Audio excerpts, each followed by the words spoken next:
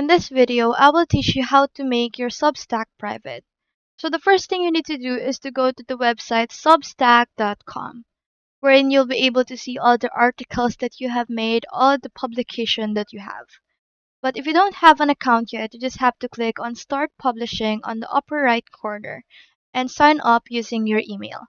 But if you already have an account, you just have to click on Sign In at the top right and log in with your credentials. Now, once you're all logged in and signed in, you will automatically be redirected to the homepage of Substack. In here, you just have to go to your profile icon right here and then go to Settings. Once you're on your settings, you'll be able to see publications right here. So you just have to choose which publication you want to use and click on that. Now to private this publication, all you have to do is to click on this settings and scroll down to the left hand sidebar and click on privacy right here. Now once you're on your privacy, you'll be able to see private mode right here on the upper part.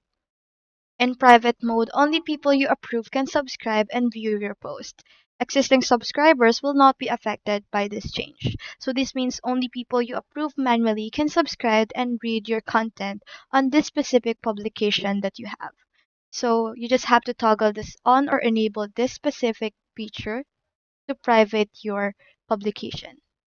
After toggling that on, your Substack is now private, and you'll have full control over who can access it and who can view your contents and your articles. And that's how to make your Substack private.